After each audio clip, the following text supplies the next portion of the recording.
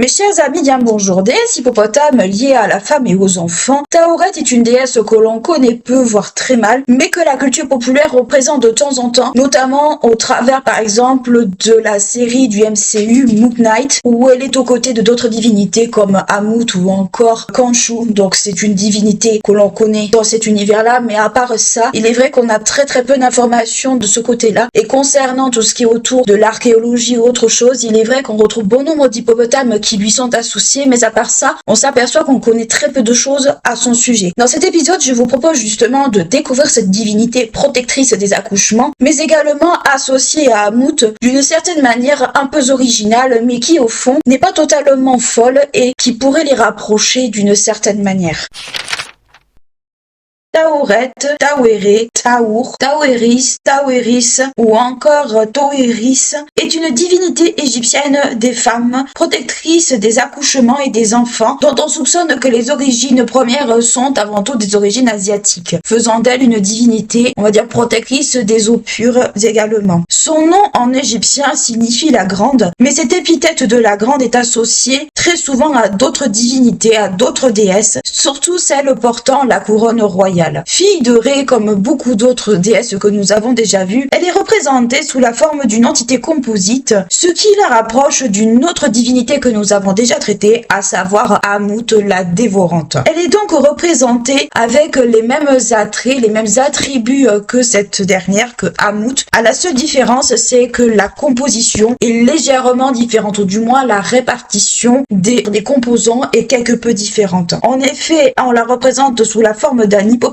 parfois avec la tête d'une femme ou d'un crocodile, ça dépend des moments, ou encore celle d'une lionne, avec les seins tombants, le ventre d'une femme enceinte, le dos et la queue d'un crocodile, les pieds et les jambes, alors selon les versions, soit d'un lion, soit d'une humaine, mais la plupart du temps d'un lion. Donc on voit très bien que si on se rappelle un peu de comment était composé Amut, même si la répartition est un tout petit peu différente, les composants sont quasiment les mêmes. La déesse est parfois coiffée également d'un mortier surmonté des cornes et du disque solaire, signe de la plupart des déesses solaires que nous connaissons et liées à Ré. Enfin, sous ces traits de divinité d'hippopotame, elle est souvent confondue avec une autre divinité hippopotame, à savoir Opet, qui est légèrement différent de Tauret sur certains aspects. On la retrouve également avec le signe de protection Sa, donc du moins les amulettes qui sont en lien avec le signe de protection Sa, et la croix Ankh, qui est la croix de vie que nous avons déjà retrouvée avec d'autres divinités préalablement traitées sur la chaîne. Son apparence associée aux animaux les plus dangereux de l'époque égyptienne n'est pas un hasard, puisque son apparence normalement était censée représenter une certaine forme de caractère sauvage, dangereux, devant normalement repousser tous les mauvais esprits qui pourraient se trouver autour des femmes en train d'accoucher. Et dans ce cas de figure, la déesse n'est jamais toute seule, puisqu'elle est associée au dieu Bès, le dieu Bès qui est le dieu protecteur des enfants. Donc encore une fois, des divinités liées à la femme et aux enfants, comme je viens de vous l'expliquer. Elle est également considérée comme la mère des rois et des défunts, un peu au même titre que Amut. Rappelez-vous, nous l'avons déjà vu. Amut a un peu cette ambiguïté d'être la dévorante, celle qui met fin à tout, qui est un peu un kawa incarné, mais dans certaines versions, rappelez-vous, on a vu qu'elle pouvait être aussi génératrice de vie d'une certaine manière. Tauret est celle qui fait naître les défunts d'une autre façon, donc on peut dire qu'il y a une forme de complémentarité, et des rois, puisqu'elle est celle qui permet aux femmes, on va dire, d'accoucher de leurs enfants, même si elle est associée à d'autres divinités en soi. En soi, si on voulait, on pourrait la rapprocher des Ilithys chez les Grecs d'une certaine façon. Elle est associée de façon générale dans ses fonctions, hormis des femmes accouchant et des enfants d'une certaine manière, à tout ce qui est autour de la fertilité, de la reproduction de façon générale. Donc elle est associée au cycle de la vie, comme on peut s'en douter. Dans les sources, Tauret et Amut forment une espèce de complémentarité, puisque l'une est censée être représentée celle qui est au commencement de la vie, et l'autre, donc Amut, est censée être celle qui représente la fin de toute chose, puisque c'est elle qui dévore les cœurs des personnes jugées impures. On a vu que certains textes donnent une autre ambiguïté justement à Amut, mais globalement, on considère que ces déesses, tant par leur apparence que par leur fonction, ont quelque part une forme de complémentarité. Si vous voulez en savoir plus justement sur la fonction d'Amut ou Amit si vous préférez, je vous conseille d'aller voir la vidéo justement que j'ai déjà faite sur le sujet pour plus d'éclaircissement. Mais globalement, je l'avais déjà dit à ce moment-là, les deux déesses ont une forme un peu de complémentarité, voire ont des fonctions, je vais pas dire très proches parce que c'est pas totalement le bon mot, mais qui pourraient éventuellement, c'est vrai, être associées ensemble. Et cela va bien sûr un peu au-delà de l'aspect chimérique et composite que sont leur apparence, puisque Tauret et Amut, en dehors de leur fonction dans le panthéon égyptien, ce sont des divinités qui sont des divinités chimériques composites, puisqu'on est allé chercher justement pour les représenter des attributs ou du moins des morceaux des animaux qui sont considérés à l'époque les plus dangereux justement pour les anciens égyptiens, à savoir le crocodile, le lion et l'hippopotame. Donc ce n'est pas totalement un hasard si très souvent on les rapproche l'une de l'autre. Concernant la vie privée d'une certaine façon de la déesse, on lui distingue plusieurs compagnons potentiels, à savoir qu'on en fait également la compagne de Seth, puisque Seth revêt de temps en temps l'apparence d'hippopotame, on le verra un peu juste après, de Sobek qui est le dieu protecteur du Nil et qui est le dieu crocodile, donc ça renvoie un peu aussi à l'apparence également de Tauret, mais également au dieu Bes qui est censé être une divinité qui assiste justement aux accouchements et qui protège justement les enfants de tout ce qui est les mauvais esprits ou ce genre de choses, puisque je rappelle que la magie dans l'ancienne Égypte est quelque chose qui est omniprésente, donc les mauvais esprits, les mauvais génies ont tendance, selon les anciens égyptiens, à être très souvent présents, et Bes est le dieu protecteur justement des enfants, un peu comme un croque-mitaine, mais un croque-mitaine bienveillant, si vous préférez. Dans la mythologie,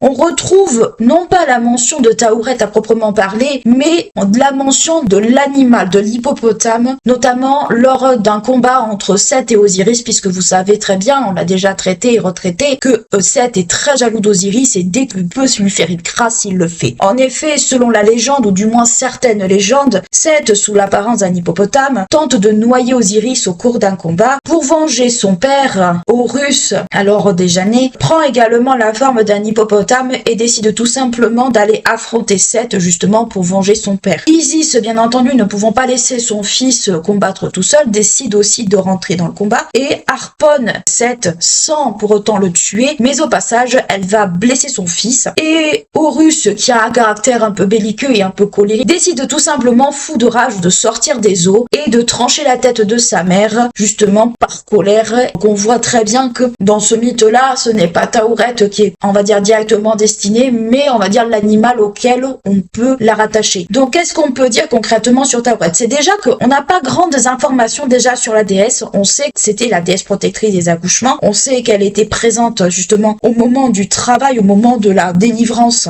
comme d'autres divinités d'ailleurs, des femmes au moment où elles allaient avoir leurs enfants, aux côtés de Bes, protecteur des enfants. On sait un certain nombre de choses sur elle. On voit un peu la façon dont son apparence est composée un peu au même titre qu'Amut, puisque les historiens rapprochent les deux déesses en faisant une espèce un peu de complémentarité, à savoir la vie avec Tauret et la mort entre guillemets avec Amut, bien sûr de façon figurée, nous l'entendons bien, mais à part ça, c'est vrai qu'on n'a pas vraiment beaucoup d'informations. On ne sait pas si la déesse dans les textes, par exemple, a eu des enfants, s'il y a des animaux, hormis l'hippopotame, bien entendu, qui lui sont attribués. Donc c'est vrai que, à part ces informations que je viens de vous donner, il y a très peu d'informations, on va dire, intéressantes à proprement parler. On verra un peu plus tard le culte, puisque Tauret est une divinité qui a été tardivement rentrée dans le panthéon égyptien. On a vu aussi en tout début de cette partie que Tauret a des probables origines asiatiques, donc quelque part on peut se demander si ce n'est pas une divinité importée, ce qui expliquerait aussi le caractère tardif aussi de son introduction dans le panthéon égyptien. Donc on peut se poser énormément de questions par rapport à Tauret.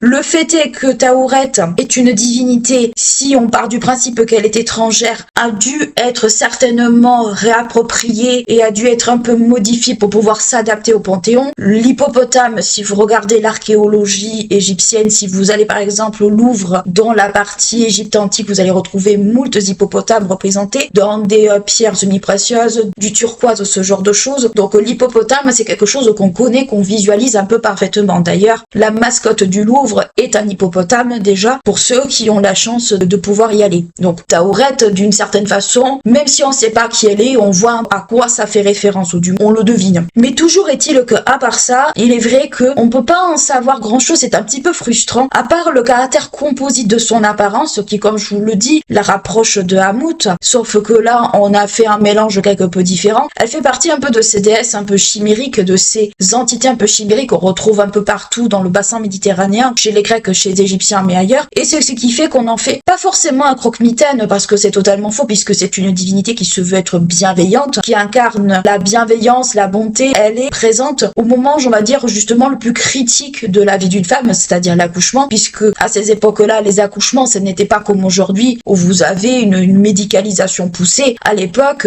quand vous étiez une femme et que vous accouchiez, ça passait ou ça cassait la plupart du temps. Et le fait d'avoir, alors du moins pour les Égyptiens antiques, les divinités protectrices justement des accouchements, quelque part, ça rassurait un peu. Le fait qu'elles soient associées au Sa et au Ankh, qui sont des signes protecteurs, ce n'est pas forcément un hasard, puisque c'est justement le moment le plus critique pour une femme. Le fait qu'on la représente avec les cornes du disque solaire renvoie au fait qu'elle est fille de Ré, au même titre que Sekhmet, Hathor et bien d'autres. Donc quelque part aussi, ça montre que c'est une divinité, même si c'est une divinité tardivement connue, c'est une divinité qu'on a voulu mettre à un certain niveau également, puisqu'on en fait également la mère des souverains. Donc mère des souverains, il faut comprendre aussi pas forcément au même titre que Hathor, qui est beaucoup plus ancienne, mais dans une autre mesure, si on peut dire ça comme ça, c'est-à-dire que mère des souverains dans le sens déesse présente au moment de la naissance des souverains, un peu comme on l'avait vu pour Thoth, si vous préférez. On avait parlé du fait que le destin des souverains a été écrit préalablement par Thoth et par ses chats. C'est un peu le même principe. Si on voulait vraiment aller un peu plus largement et si on voulait vraiment aller un peu plus loin. Donc c'est vrai que par rapport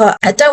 il n'y a pas vraiment de mythe qui lui est propre, il n'y a pas forcément de pierre qui lui est attribuée, comme c'est le cas par exemple pour Hathor, pas vraiment d'animaux attribués, comme c'est aussi le cas pour d'autres divinités, même si on se doute un peu de les calcer. On l'associe à des animaux dangereux de ces époques-là, donc ce n'est pas totalement un hasard non plus, puisqu'on l'a fait également pour Hamout. Donc c'est vrai que c'est une divinité qui est un peu intrigante, et en même temps, sur lesquelles on reste un peu sur notre faim quand on cherche des choses sur elle, notamment le rôle de la mythologie ou ce genre de choses. On reste un peu sur notre faim et c'est bien dommage.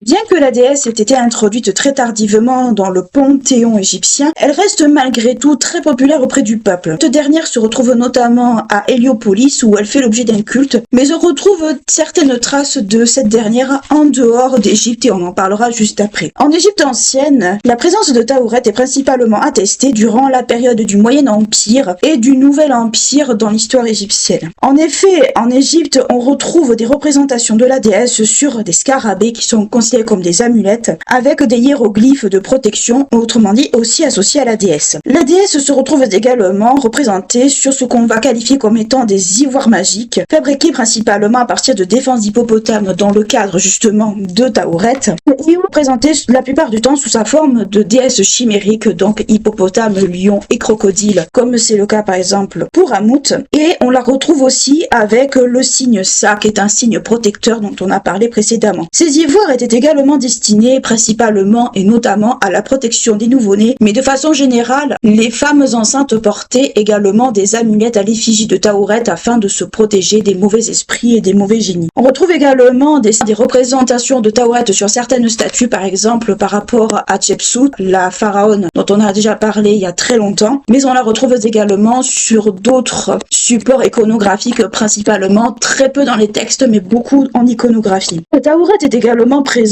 dans le document que l'on connaît le mieux sur l'Égypte ancienne, à savoir le livre des morts. Le livre des morts, si on devait expliquer un peu ce que c'est un ensemble de textes apparu vers 1550 avant Jésus-Christ, et ce dernier puise ses sources dans des textes bien antérieurs à sa création, avec quelques petits rajouts bien entendu, et surtout, dans certains cas, des illustrations avec des vignettes, notamment par rapport à certains chapitres. Mais de façon générale, le livre des morts est considéré comme une compilation de différentes formules magiques. Si vous regardez bien le livre des morts un jour, vous verrez que c'est plus des formules, une condensée de textes plutôt qu'autre chose, et qui permet tout simplement la sauvegarde de l'âme, alors mettez le mot âme entre guillemets, du mort pour passer dans l'au-delà, dans le monde des morts sans trop de difficultés. En fait, c'est un peu comme pour un jeu vidéo où vous avez des petites aides quand vous traversez certaines zones, et bien là c'est exactement pareil. Il n'est donc pas forcément un livre du quotidien que l'on peut consulter régulièrement, comme ça peut être le cas par exemple pour certains livres religieux, par exemple la Bible si on prend l'exemple des catholiques. C'est un document qui est plutôt bien spécifique et qui est la plupart du temps rédigé par les prêtres et la plupart du temps, du moins,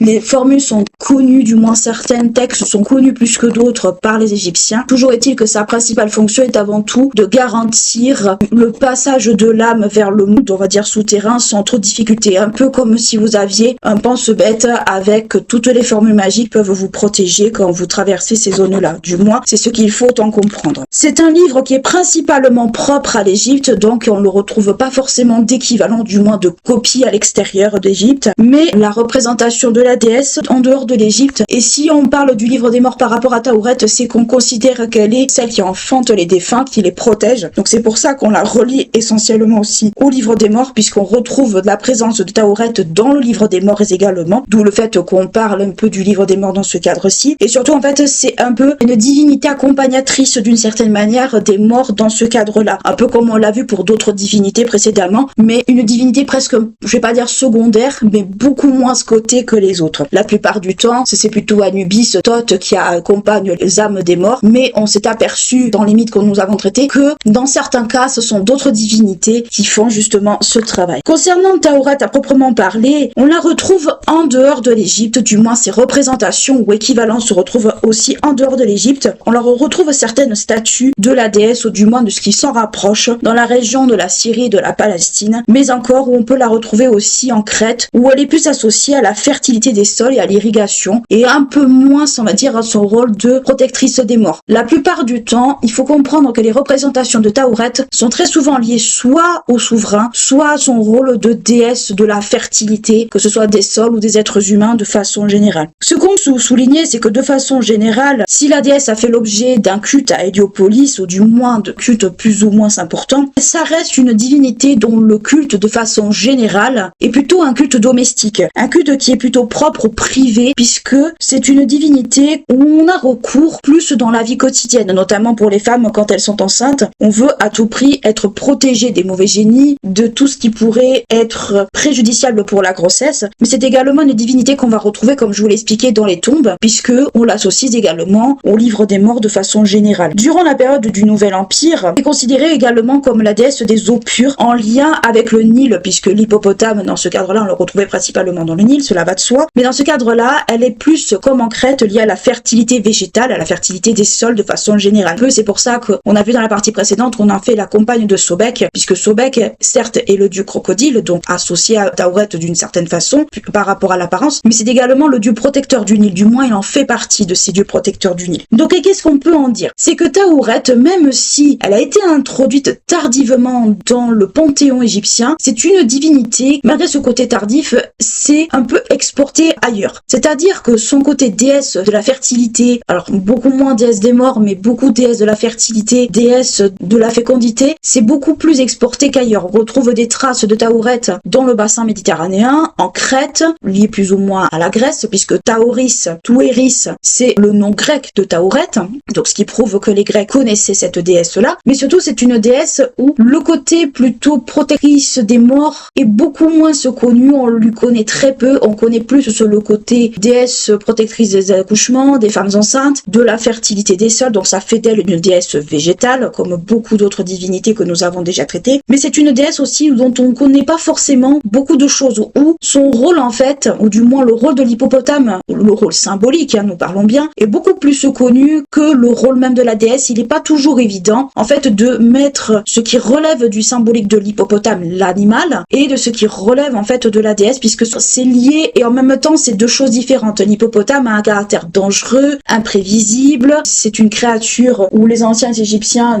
voulaient, on va dire, tuer parce que ça renvoyait à un mythe lié entre Osiris et Seth. Et d'un autre côté, on a Tauret qui est une divinité certes chimérique, où les caractéristiques sont là pour éloigner les mauvais esprits, un caractère plutôt protecteur, donc il y a un caractère un peu ambigu entre l'animal et la déesse, et c'est pas toujours évident des fois de distinguer un peu les deux, mais toujours est-il que c'est une divinité comme beaucoup d'autres qui s'est un peu baladée partout dans le bassin méditerranéen, au sens métaphorique bien sûr du terme, mais c'est une divinité qu'on retrouve également dans le livre des morts, liée justement au monde souterrain, puisqu'elle fait partie un peu de ces divinités que l'on va associer aux défunts, qui est plutôt là pour les protéger, là pour remettre au monde, entre guillemets, les défunts au sens métaphorique, bien sûr, mais c'est aussi une divinité où elle a un rôle auto secondaire, mais pour en savoir plus, ou du moins pour attester de sa présence, mais malheureusement, on a soit les sources iconographiques que j'ai déjà citées, et dans certains endroits, on retrouve des cachets à son effigie, des talismans, des statues ou des représentations d'elle sur des statues, au sens iconographique du terme. On retrouve certaines sources, mais à part ça, il est vrai que c'est très compliqué de trouver d'autres choses, d'autres documentations sur elle, et parfois ça peut être extrêmement frustrant. Mais globalement, par exemple, le culte d'Héliopolis, on n'a quasiment pas d'informations, très peu qui sont pertinentes. On sait juste que c'est une déesse qui certainement a fait l'objet d'un culte, mais plutôt domestique, un peu comme Bès. Bès est un dieu aussi qui est plutôt lié au caractère domestique de la vie quotidienne. Et Tauret, quelque part, c'est un petit peu la même chose, et c'est pour ça qu'on les associe très souvent ensemble.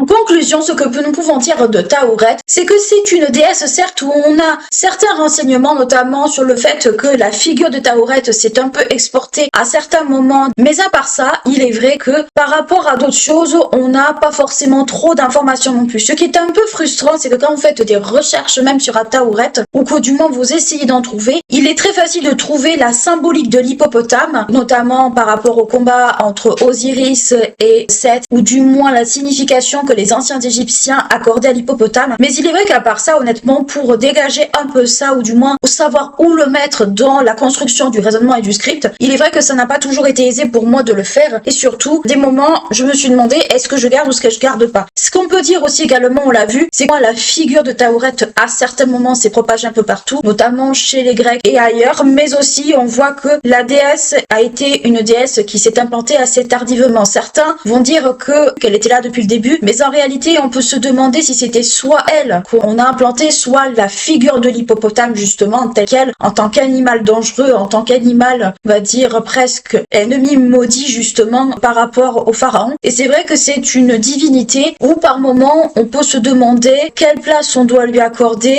Est-ce que c'est une divinité qui est un peu au même titre qu'Amut, une divinité un peu ambiguë, ou ce genre de choses? C'est vrai que ce n'est pas toujours aisé, franchement, de se faire une idée. Moi-même, en construisant ce script, j'ai été autant surprise de voir que sa figure a été réutilisée dans d'autres civilisations et que on lui donnait par moment une image un peu plus particulière ou ce genre de choses. Mais à part ça, il est vrai que pour construire par exemple tout ce qui était autour de sa légende ou autre, c'est pas aisé parce que comme je vous l'expliquais, elle n'a pas de mythe qui lui est propre, du moins proprement parlé. On peut retrouver plus d'allusions à la figure de l'hippopotame qu'autre chose. Donc il est vrai qu'il n'est pas toujours aisé. Dans les découvertes archéologiques, on trouve beaucoup d'hippopotames justement dans les tombes parce que c'est justement une figure qui est un peu comme d'autres divinités que nous avons déjà traitées, à la fois figure dans le monde terrestre humain mais aussi dans le monde défunt puisqu'on lui attribue la naissance des défunts. Alors je pense que c'est plus la naissance au sens métaphorique du terme plutôt qu'autre chose, un peu comme pour Amut, nous l'avions déjà vu, qui a un peu cette connotation de l'histoire égyptienne. Mais il est vrai que à part ça, il n'est pas évident de dégager des choses presque du concret justement de son culte, ou du moins pas suffisamment justement pour ne pas en épurer énormément. On retrouve la figure de Tauret dans les amulettes et ce genre de choses, donc on peut supposer que c'était plus une divinité qui était de l'ordre de la protection plutôt qu'autre chose. Il est vrai qu'à un moment donné, j'ai beaucoup galéré pour trouver justement, contrairement à Sekhmet où c'est beaucoup plus facile, des choses vraiment typiquement de son culte. C'est plus une divinité, un peu comme Bès pour les enfants, qu'on va poser là en guise d'esprit protecteur plus qu'autre chose, notamment des femmes enceintes. Certains vont attribuer plus sa fonction aux eaux pures, aux eaux calmes par rapport à l'hippo justement. Donc c'est vrai que distinguer Tauret de la figure de l'animal hippopotame au sens strict du terme, c'est un peu compliqué. Par ailleurs, en faisant des recherches justement, on pouvait s'apercevoir que Tauret n'était pas représentée seulement sous la figure de l'hippopotame, on la retrouvait aussi également sous la figure d'une lionne enceinte ou encore d'un crocodile enceinte. Donc on voit que Tauret, certes sa représentation de déesse hippopotame a toujours prévalu, mais par moment, peut-être à certaines occasions, on l'a représentée sous d'autres formes. Donc ce qui fait que par moment, on peut se poser la question si c'est elle ou si c'est pas elle. Donc un peu cette ambiguïté. Il est vrai qu'aussi on retrouve, comme je vous dis, beaucoup d'hippopotames dans les sources archéologiques, dans ce genre de choses. Si vous allez au Louvre, vous en retrouverez énormément des hippopotames, souvent en turquoise ou dans d'autres matériaux. Donc on voit que Tauret, c'est une divinité qui est propre à la protection. J'espère en tout cas que cet épisode vous aura plu, vous aura intéressé, vous aura peut-être permis de découvrir un peu plus cette divinité. divinité qu'on retrouve très très peu malheureusement dans la culture populaire. On la retrouve dans Moon Knight parce que c'est une divinité qui est aussi attachée au monde des défunts, ça on en a parlé. On la retrouve aussi dans la série animée Papyrus à un moment donné, mais à part ça, on ne la retrouve pas énormément, pour ne pas dire que, un peu comme Ammit, elle est complètement invisibilisée, et pour ne pas dire que c'est une divinité qui certes, pour beaucoup pourrait être secondaire, mais qui en réalité peut être intéressante à découvrir au même titre de beaucoup d'autres. J'espère en tout cas que cet épisode vous aura plu, vous aura intéressé. N'hésitez pas à liker, à clocher, à vous abonner à la chaîne si ce n'est pas encore fait. N'hésitez pas à me suivre sur Spotify et TikTok. Moi, je vous dis à très bientôt pour un nouveau podcast et d'ici là, prenez bien soin de vous.